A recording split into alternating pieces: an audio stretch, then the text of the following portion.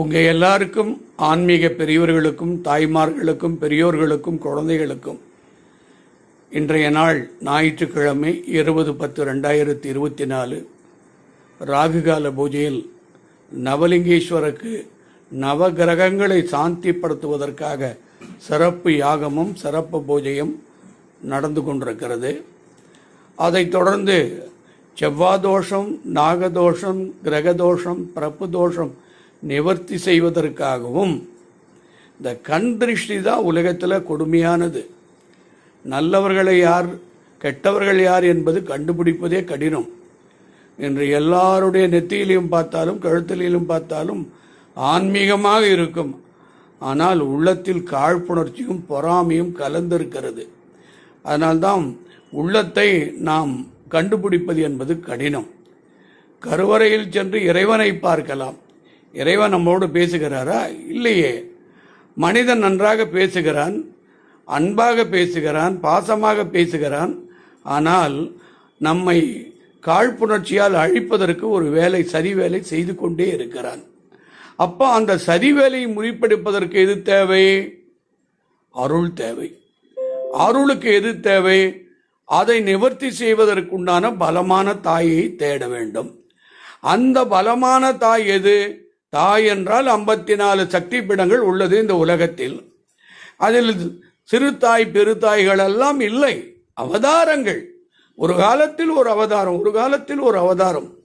கடைசியாக தான் மும்மூர்த்திகள் சிவன், பிரம்மன், விஷ்ணு 3 பேரும் ஒன்று சேர்ந்து இந்த பிரம்மஞ்சத்தினுடைய ஆக்கும் சக்தியும் அழிக்கும் சக்தியும் மாகாளி, அந்த மாகாளியினுடைய அம்சமாக விளங்கும் பத்ரகாளி அம்மனுக்கே உண்டு என்று மும்மூர்த்திகளும் அவரை பார்த்து வணங்கினார்கள் திருக்கைலத்திலே. அதனால்தான் பத்ரகாளி அம்மனுக்கு ஏன் பத்ரகாளி அம்மன் பேர் வந்தது? பத்திரமாக பார்ப்பதனால் பத்ரகாளி அம்மன். ஆகவே இவள் ஒருத்திதான் அந்த ஞாயிற்றுக்கிழமையிலே அந்த தீய சக்திகளை எடுப்பாள். இது பல பேர்கள் சொல்றார், தீய சக்தி உண்டா இல்லையா? நிச்சயம் சொல்வேன். 100% நல்ல நேரத்தை தடுக்கக்கூடிய செயல்பாடு இந்த தீய சக்தி. அது எப்பொழுது என்றால் இந்த ஞாயிற்றுக்கிழமையில் தான் செய்வார்கள். அமாவாசைக்கு பவர் கிடையாது, வெள்ளிக்கிழமை பவர் கிடையாது, அஷ்டமியில் பவர் கிடையாது.